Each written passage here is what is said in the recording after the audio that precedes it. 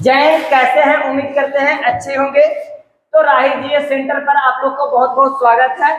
जैसा कि आप लोग को पता है कि पिछले दिन हम केमिस्ट्री का सेशन शुरू किए थे और मैं आप लोगों को बोला था कि केमिस्ट्री का सेशन लगातार चलेगा।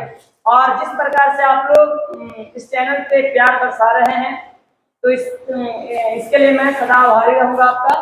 और इस चैनल को मैं शेयर नहीं किया था अभी तक के, लेकिन अब जब वीडियो रेगुलर आने लगा तो ग्रुप में शेयर होगा और अब दोस्तों के पास शेयर कर सकते हैं और आराम से केमिस्ट्री का जो डर था, जो झंझट था, उसको मैं दूर कर दे रहा हूँ। ठीक है, तो सबसे पहली बात है कि पिछला जो वीडियो आया था उसमें थोड़ा सा उतना एनर्जी में हम नहीं थे जितना एनर्जी में होना चाहिए। क्यों नहीं थे उसका रीजन बता देता हूँ मैं आप लोग को। उसका रीजन बताता हूँ कि मैं रात में आप लोगों को बोल दिया था कि 1 तारीख से आप लोग को वीडियो शूट होगा, तो हमें लगा कि नहीं 1 तारीख से वीडियो देना बहुत जरूरी है। और रात हो गया मेरे को कहीं से आते आते, तो वीडियो शूट करना बहुत जरूरी था। और रात में कोई लड़का भी नहीं था, न यहाँ पे टेक्निकल कोई टीम था, न ऑपरेटर था, कोई नहीं था। तो मैं मोबाइल लगाया और कैमरा सेट किया और वीडियो शूट करने लगा। तो पता चला कि नहीं जो हम बता रहे हैं कि थोड़ा सा मैं डरा हुआ था। और इसलिए डरा हुआ था क्योंकि अकेला था, खर खुदर करता था। आप लोग जानते हैं मेरा कैंपस कितना सन्नाटा है। 5 तला बिल्डिंग आप लोग को बिल्डिंग के दिखाए थे, एक वीडियो दिए थे। राहिल सर ब्लॉग नाम के एक चैनल है, उस पर मैं ऐसे ही मतलब कि कहीं भी जाता हूँ घूमता हूँ तो उस पर डालते रहता हूँ। तो उम्मीद करते हैं कि आप लोग को ये सेशन अच्छा लग रहा होगा। और मैं बिहार पुलिस के लिए और बीपीएससी के लिए और यूपी कांस्टेबल के लिए जो एक वीडियो ला रहा हूँ, जो ऑब्जेक्टिव का वीडियो है। और एक वीडियो एक क्वेश्चन से मैं मतलब उसका 3D कवर करने का प्रयास करूंगा। तो पिछले क्लास में हम बताया था केमिस्ट्री का परिभाषा, मैटर बताया था और पदार्थ का वर्गीकरण बताया था कि पदार्थ को 2 भाग में बांटते हैं, एक भौतिक वर्गीकरण और एक रासायनिक वर्गीकरण, है ना। तो भौतिक वर्गीकरण किसको कहेंगे?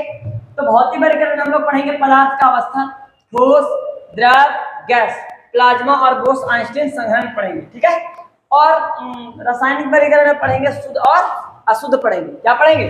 शुद्ध पढ़ेंगे और अशुद्ध पढ़ेंगे। तो देखिएगा, एक बात ध्यान दीजिएगा, शुद्ध और अशुद्ध। अब एक चीज है कि हम लोग पढ़े थे पदार्थ। अब मैं पदार्थ का बताता हूँ कि भौतिक पदार्थ का मैं चर्चा करता हूँ। तो चर्चा कर लेता हूँ भौतिक पदार्थ। पिछला बार में हम देखे कि जो इसमें इस बोर्ड पे जो है लाइट जो है कौन सा ब्लैक वाला अच्छा चलता है और जो डीप है वो ज्यादा अच्छा चलता है। मैं रेड ज्यादा यूज कर दिया था। तो भौतिक पदार्थ की मैं चर्चा करता हूँ। इसका चर्चा करता हूँ भौतिक पदार्थ। तो भौतिक पदार्थ में अगर बात किया जाए तो सबसे पहला बात मैं करूं तो किसका करूंगा? ठोस का। किसका चर्चा करूंगा? ठोस का। तो ठोस यानी कि सॉलिड। बोलिए, ठोस यानी कि सॉलिड। हम लोग इंग्लिश का टर्मिनोलॉजी जानेंगे कि क्या होता है सॉलिड, क्या होता है लिक्विड, क्या होता है गैस, थोड़ा बहुत जानेंगे। ठीक है, तो सॉलिड क्या होता है? The state of matter in which shape and volume both are definite, है ना। तो कहेंगे कि जिसका आयतन आकार क्या रहेगा? निश्चित रहेगा। जिसका आयतन और क्या बाबू? आकार, आयतन आकार दोनों, क्या बोला? दोनों क्या रहेगा? निश्चित रहेगा। आयतन आकार दोनों क्या रहेगा? निश्चित रहेगा। उसके बाद में और क्या बोला? और क्या बोलेगा? और बोलेगा कि इसका ये जो मतलब अणुओं के बीच जो आकर्षण बल होता है वो बहुत ज्यादा होता है। अणुओं के बीच आकर्षण बल क्या होता है? बहुत ज्यादा होता है। इसलिए हम कह सकते हैं कि यह कठोर होता है। क्या होता है? यह कठोर होता है, यानी कह सकते हैं कि दृढ़ या दृढ़ होता है। उसके बाद में कह सकते हैं कि इसमें बहाव नहीं होता। क्या बाबू? बहाव क्या नहीं होता है? बहाव नहीं होता, कटने की जरूरी नहीं है, बहाव नहीं होता। और जब बहाव नहीं होता है तो इसमें प्रसरण और विसरण का गुण भी नहीं पाया जाता है। विसरण समझते हैं? नहीं समझते हैं विसरण? जैसे देखिए, कोई सेंट मार के इधर उधर घूम रहा है, या शादी ब्याह में कहीं पर हम लोग जाते हैं तो देखते हैं एकदम दूर से गम गम गम गम के लगता है। तो वो कौन, किसके कारण? वो विसरण के कारण। विसरण के कारण क्या होता है कि सेंट जो है धमकता है, बस समझे। या कोई 10 दिन से नहाया नहीं है तो बदबू मारता है। तो बदबू मारता है, कैसे मारता है बदबू, क्यों मारता है, क्योंकि विसरण के कारण गैस के द्वारा क्या हो रहा है, वो स्मेल जो है फैल रहा है, यानी बहाव नहीं होगा। हम कह सकते हैं कि प्रसरण, मैं चर्चा करूंगा आगे प्रसरण का, और विसरण, विसरण क्या होगा, नहीं होगा। उसके बाद में मैं और चर्चा कर दूं, और चर्चा कर दूं इसका, और चर्चा करूं तो हम कह सकते हैं, हम कह सकते हैं, कह सकते हैं क्या, ये पीछे का मैं ले लेता हूं। हम कह सकते हैं इसमें जो है, इसमें एक चीज और है कि यह, इसका घनत्व तो बहुत ज्यादा होता है, घनत्व उच्च होता है, यानी कह सकते हैं इसका घनत्व, घनत्व समझते ना, घनत्व क्या होता है, बहुत ज्यादा होता है, उच्च। डेंसिटी, डेंसिटी बराबर क्या होता है, मास बटा वॉल्यूम, द्रव्यमान बटा आयतन। हम कह सकते हैं द्रव्यमान बटा आयतन, और द्रव्यमान का इकाई होता है केजी, और आयतन का इकाई क्या होता है, लीटर होता है, या मीटर क्यों कह सकते हैं, लीटर कह सकते हैं, केजी पर लीटर, यानी केजी पर लीटर, यानी केजी लीटर इनवर्स भी बोल सकते हैं। तो जैसा कि आप लोग को मैं बताया कि क्या क्या होता है। उसके बाद में ठोस तो दृढ़ होता है, इसे दबाया नहीं जा सकता। उसके बाद में अगर दूसरा मैं बात करूं, दूसरा मैं बात करूं तो आगे अगला अगला पॉइंट में बात करूं तो क्या हो जाएगा, द्रव। अगला पॉइंट में क्या बात करेंगे तो हो जाएगा द्रव। द्रव माने लिक्विड, ध्यान दीजिएगा, द्रव माने लिक्विड।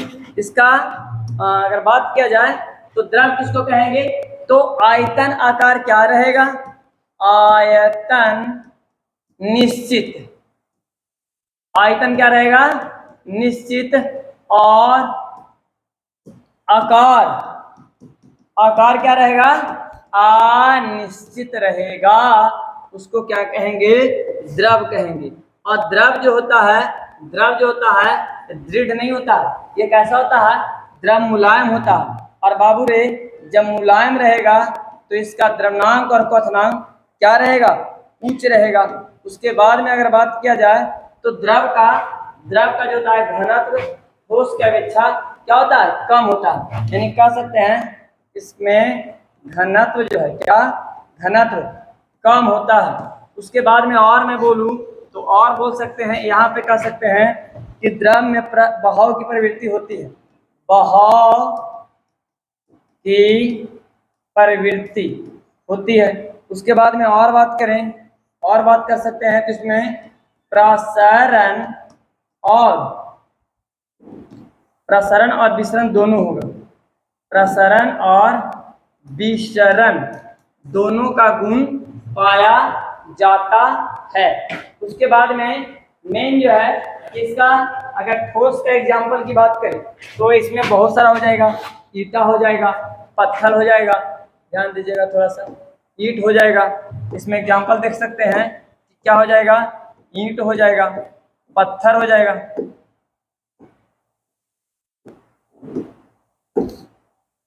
ईंट हो जाएगा, और क्या हो जाएगा, पत्थर हो जाएगा, पत्थर हो जाएगा, पंखा हो जाएगा, टेबल हो जाएगा, कुर्सी हो जाएगा, है ना, दीवार हो जाएगा, पहाड़ हो जाएगा, ये सब किसमें हो जाएगा, ये सारा चीज हो जाएगा ठोस में। इसमें कर सकते हैं ठोस में, ठीक है। उसके बाद में अगर बात किया जाए तो द्रव में देखेंगे तो द्रव का एग्जाम्पल हो जाएगा पानी, क्या हो जाएगा, पानी हो जाएगा, घी हो जाएगा, डालडा हो जाएगा, दूध हो जाएगा, ठीक है ना, अब तेल हो जाएगा। अब कोई कोई बच्चा कहेगा कि सर घी ठोस रहता, तो पानी भी जो है तीनों अवस्था में रह सकता है, ठोस में भी रह सकता है, द्रव में भी रह सकता है, गैस में रह सकता है। हम आप लोग को बताएंगे कि ठोस रहेगा तो क्या होगा, द्रव रहेगा तो क्या होगा, गैस रहेगा तो क्या होगा, ठीक है ना। वीडियो लगातार शुरू हो रहा है ना, चलिए। तो हम कह सकते हैं कि ठोस रहेगा तो क्या होगा, द्रव रहेगा तो क्या होगा, गैस रहेगा तो क्या होगा। तो मैं यहीं पे चर्चा कर देता हूँ गैस का, गैस का बगल में थोड़ा सा चर्चा कर देता हूँ, इधर में चर्चा कर देता हूँ किसका, गैस का। गैस, गैस क्या होता है, गैस, गैस इज गैस, बिना गैस के हम लोग जी नहीं सकते हैं। आप लोग सभी को पता है कि पहला पॉइंट क्या कहेंगे कि इसका आयतन तथा आकार आकार दोनों क्या होता है, अनिश्चित अनिश्चित होता है, दोनों अनिश्चित होता है। उसके बाद में और क्या कह सकते हैं कि इसमें बहाव बहाव पाया जाता है, बहाव पाया जाता है। उसके बाद में कहेंगे इसमें घनत्व घनत्व क्या होता है, बहुत कम होता है, बहुत कम होता है घनत्व। एक चीज और अगर बोला जाए तो प्रसरण और विसरण, प्रसरण और विसरण हम कह सकते हैं इसमें हम कह सकते हैं इसमें प्रसरण और विसरण दोनों का गुण पाया जाता है। द्रव ठोस द्रव गैस का चर्चा करनी। गैस में बहाव होगा, कहां से होगा बहाव, तो उच्च दाब से निम्न दाब की ओर होगा।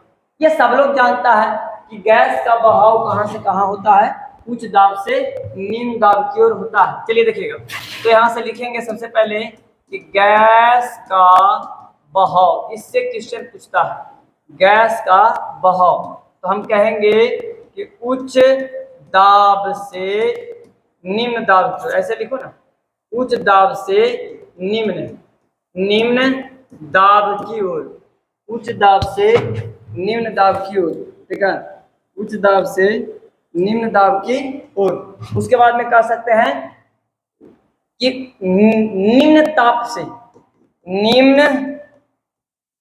से उच्च ताप की ओर, उच्च ताप की ओर। उसके बाद में कहेंगे सतह से ऊंचाई, यानी कि सतह यानी जमीन से, सतह से ऊपर बहाव होगा गैस का। क्यों? क्योंकि सतह पे भारी गैस होते हैं, बहुत ज्यादा संघन गैस होते हैं, तो गैसों की संख्या ज्यादा होता है, गैस अधिक होता है। ऊपर में गैस, भारी गैस नीचे जब आ जाता है तो ऊपर में खाली रहता है, इसलिए गैस नीचे से कहाँ उठता है, ऊपर की ओर उठता है। तब ना पानी को गर्म करते हैं तो गैस में बदलता है, ऊपर चला जाता है, बादल बनता है, ठीक है। तो ये बात 3 पॉइंट जो है आप लोग ध्यान दीजिएगा, और इससे क्वेश्चन आप लोग को पूछा जा सकता है। उसके बाद में अगर द्रव की बात करें तो द्रव कहाँ से कहाँ बहाव करेगा, द्रव लिख दो कि द्रव का बहाव, द्रव का, मिटा दीजिए इसको, लिखे द्रव का बहाव। तो द्रव कहाँ से बहेगा, तो द्रव बहेगा कहाँ से, उच्च सांद्रता से निम्न सांद्रता, की निम्न सांद्रता से उच्च सांद्रता। तो ये सांद्रता की बात नहीं करेगा, ठीक है ना। अगर पानी अधिक है, उच्च दाब से किस तरह, निम्न दाब की ओर बहेगा पहला। लेकिन सांद्रता कहेंगे तो निम्न सांद्रता से उच्च सांद्रता की, निम्न सांद्रता से उच्च सांद्रता की ओर, निम्न सांद्रता से उच्च सांद्रता की ओर बहाव होगा। और ऊंचाई से नीचा पर, ऊंचाई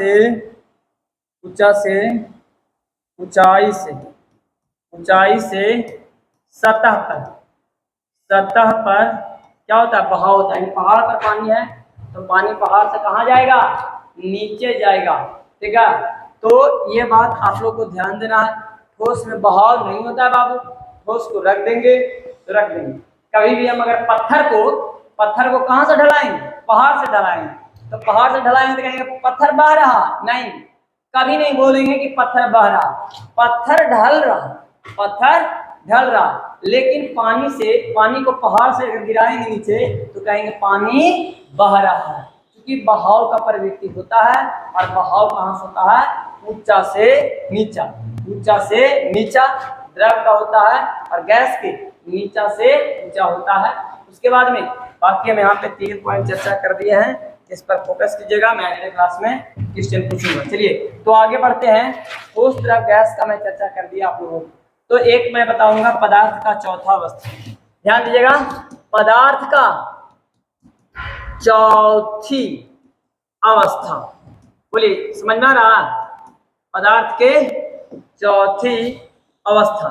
पदार्थ के चौथी अवस्था को हम कह सकते हैं, पदार्थ के चौथी अवस्था ये जो होता है गाढ़ा तरल द्रव होता है, यानी कि मतलब कह सकते हैं सेमी लिक्विड। सेमी लिक्विड जैसे मतलब कि हो जाएगा सीरा हो जाएगा, उसके बाद में हम कह सकते हैं कि मेन मतलब कि हमारा ब्लड हो जाएगा। ये किस अवस्था में रहता है? प्लाज्मा की अवस्था में रहता है। जैसे मुख्य रूप से अगर कहें तो ये पदार्थ के चौथा अवस्था है, तो कहेंगे ठोस तथा द्रव। लिख सकते हैं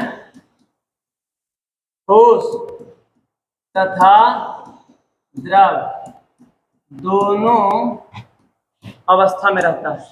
ठोस और द्रव दोनों की अवस्था में रहता है, मिश्रित होता है। ठोस और द्रव दोनों के मिश्रण होता है, मिश्रण हम कह सकते हैं, है ना। मिश्रण आगे बताएंगे, वो अलग चीज होता है। जैसे में क्या हो जाएगा? रक्त हो जाएगा। रक्त क्या होता है? प्लाज्मा का फॉर्म होता है। हाइड्रोजन गैस, हाइड्रोजन गैस सूर्य के आसपास, है ना, सूर्य के चारों तरफ हाइड्रोजन गैस, ये कौन सा अवस्था में होता है? प्लाज्मा अवस्था में होता है। इसमें हाइड्रोजन गैस जो है ताप के कारण किस अवस्था में होता है? द्रव अवस्था में हो जाता है।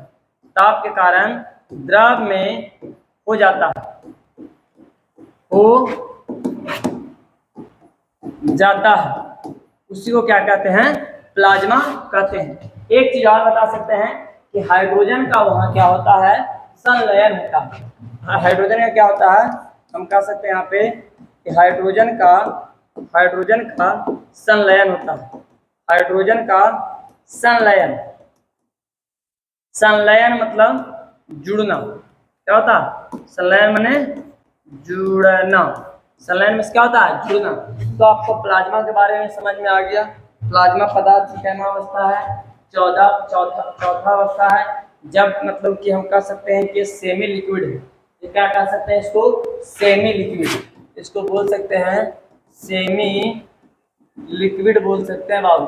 सेमी लिक्विड मतलब कि अर्ध द्रव, है ना। ठोस और द्रव दोनों का मिश्रण रहता है। बस में रहना, रक्त हो गया, ठीक है ना। ठेठ भाषा में कह सकते हैं कि हम लोग जो ये यूज करते हैं, ऐसे करके यूज करते हैं ना, क्या होता है? वो भी है जो क्या है? प्लाज्मा अवस्था में ही होता है। आगे बात करूं तो अगला बात करूं तो हम कहेंगे पदार्थ का पंचमा अवस्था। क्या बोल देंगे? पदार्थ की पंचमी अवस्था। पदार्थ की पंचमी अवस्था। और पदार्थ के पंचमी अवस्था को हम लोग क्या कहेंगे? क्या कहेंगे? जैसे बोस-आइंस्टीन संघनन, इसको कहेंगे बोस-आइंस्टीन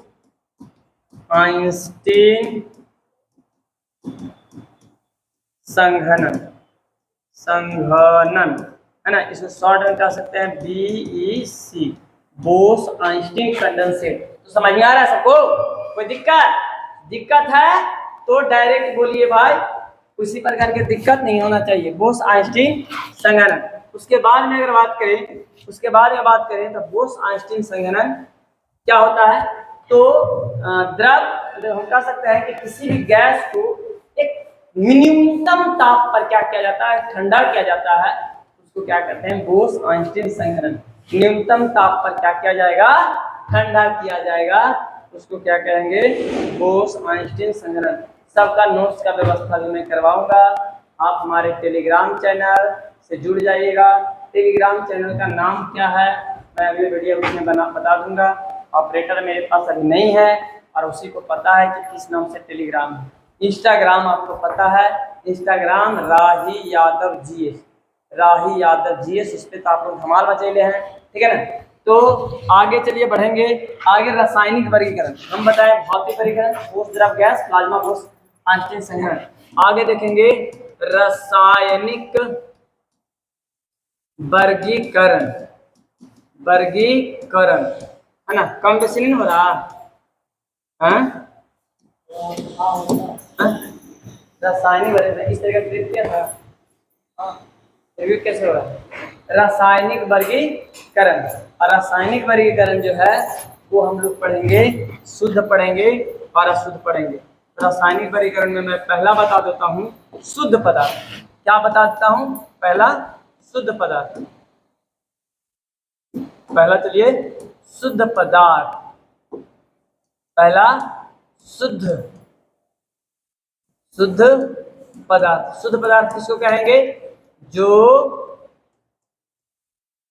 एक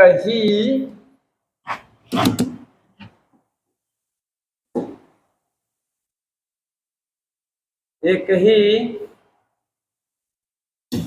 प्रकार के आणविक कण,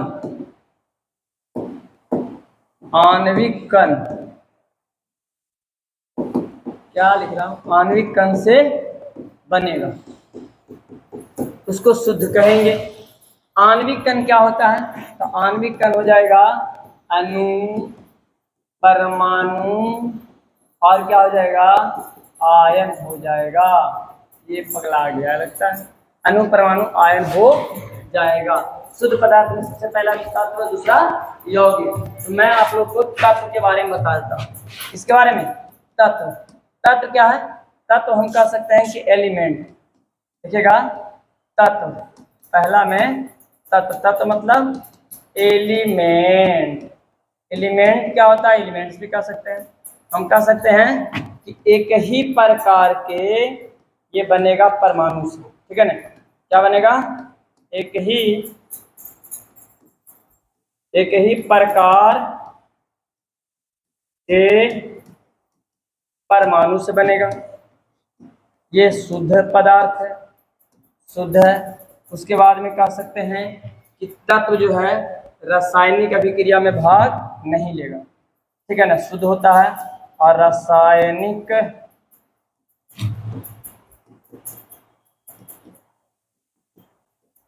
अभिक्रिया में भाग नहीं लेता है, रासायनिक अभिक्रिया में भाग नहीं लेता है। चलिए ध्यान दीजिएगा, रासायनिक अभिक्रिया में भाग क्या करता है? नहीं लेता। उसके बाद में हम कह सकते हैं कि तत्व में तीन होता है। हम कह सकते हैं कि धातु, आधातु और उपधातु। धातु, आधातु, उपधातु। चैनल को आज मैं ग्रुप में शेयर करूंगा। थोड़ा सा आप लोग से काइंडली रिक्वेस्ट है, इस चैनल को ज़्यादा से ज़्यादा शेयर कीजिए। और मुझे लाइव लेने में इतना मज़ा आएगा कि आपसे डायरेक्ट कांटेक्ट रहूँगा तो ज़्यादा अच्छा रहेगा। हमको ऐसा लगता है मैं कैमरा से बात कर रहा हूँ, अभी मैं आप लोग से नहीं बात कर रहा हूँ, मैं कैमरा से बात कर रहा हूँ और कैमरा के सहारे मैं आपसे बात कर पा रहा हूँ। लेकिन लाइव रहेंगे तो आप कहो कि सर लाइट फ्लक्चुएट कर रहा है, सर थोड़ा सा दूसरा कलर चेंज कीजिए, इस प्रकार बोलोगे तो मजा आएगा। तो ये हो गया। उसके बाद में हम कह सकते हैं कि तत्व कितना प्रकार के होते हैं? तीन प्रकार के। तो हम कहेंगे पहला धातु, लिखेंगे धातु, फिर क्या हो जाएगा? अधातु, और एक क्या हो जाएगा? उपधातु। सबका इंग्लिश में भी लिख देता हूँ, मेटल, मेटल, नॉन मेटल, और क्या हो जाएगा? Metalloid, metalloids, metal, non metal, metalloids. कह सकते हैं कि मेटल क्या होता है? तो मेटल जो होता है ये इलेक्ट्रोपॉजिटिव होता है, और ये क्या होता है? इलेक्ट्रोनेगेटिव होता है। हम कह सकते हैं क्या?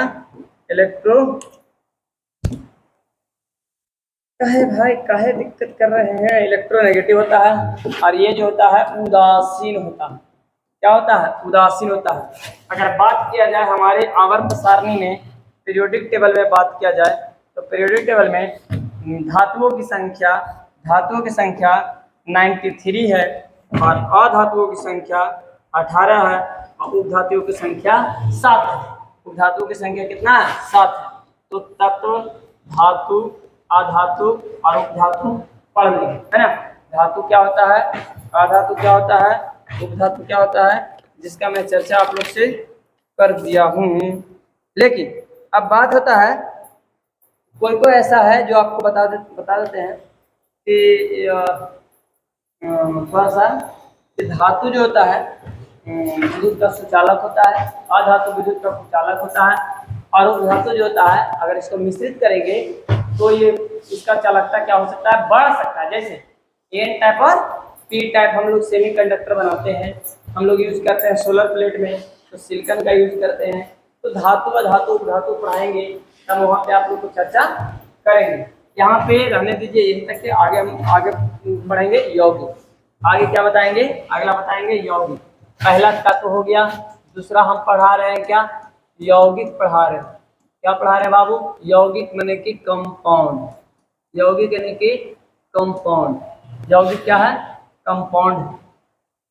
अब यहाँ पे देख सकते हैं, अब यहाँ पे देख सकते हैं कि कंपाउंड किसको कहेंगे, तो कंपाउंड कहेगा दो या दो से अधिक, दो या दो से अधिक अधिक तत्व को, किसको,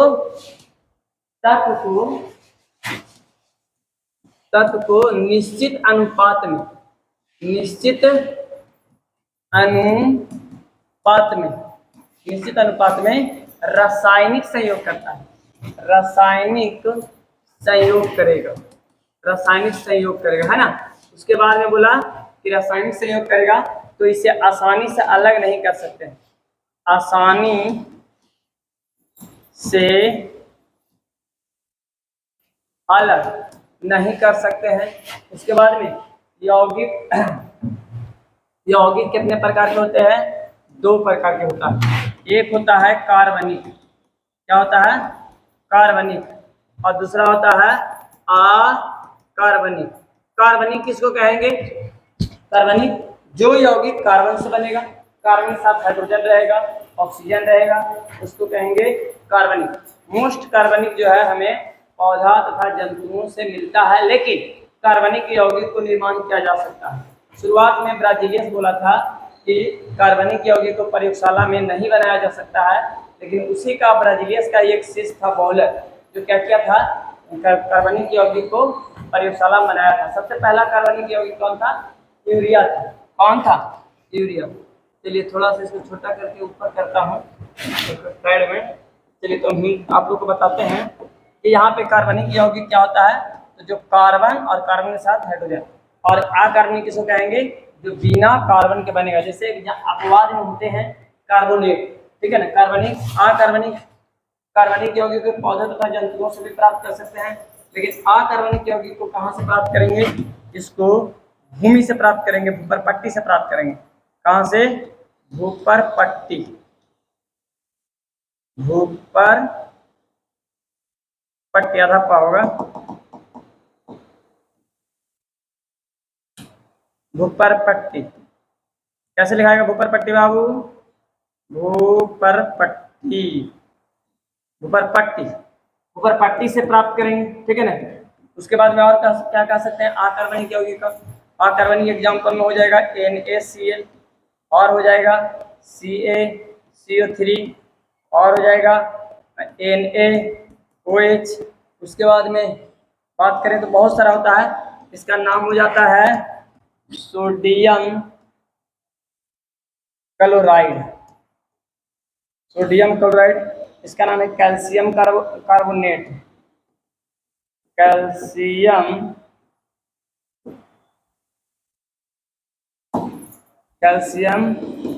कार्बोनेट। और ये होता है कॉस्टिक सोडा, इसको कह सकते हैं sodium hydroxide, sodium hydro oxide.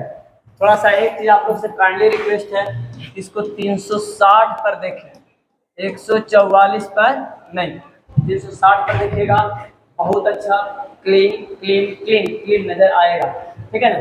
उसके बाद में कार्बनिक यौगिक को प्रयोगशाला में तो बनाया जावे करेगा, कार्बनिक यौगिक को प्रयोगशाला में, प्रयोगशाला में बनाया जाएगा। उसके बाद में पौधों तथा जंतुओं से प्राप्त किया जाएगा। उसके बाद में कार्बन तथा हाइड्रोजन, ऑक्सीजन, नाइट्रोजन, etc से मिलके बनेगा। जैसे कार्बनिक यौगिक में हम लिख सकते हैं CH4, CH4 जिसको कहेंगे मीथेन, मीथेन यानी कि मार्स गैस, मीथेन यानी कि मार्स गैस।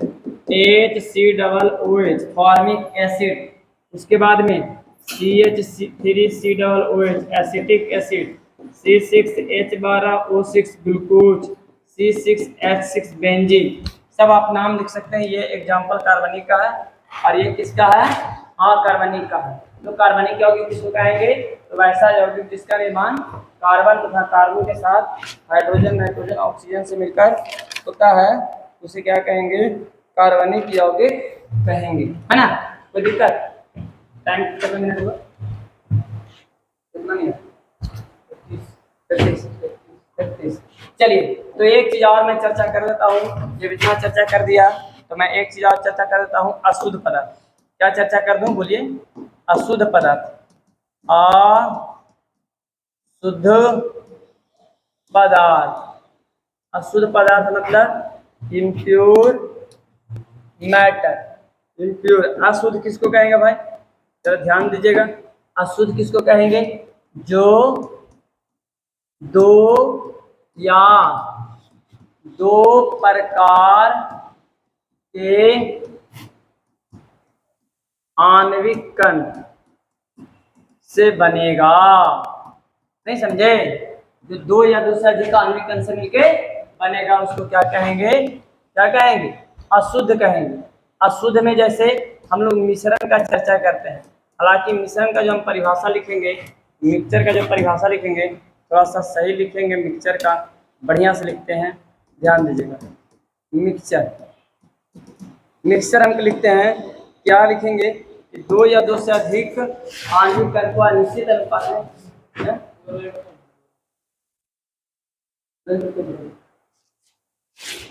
ठीक है ना। मिश्रण किसको कहेंगे, तो दो या दो से अधिक, दो या दो से अधिक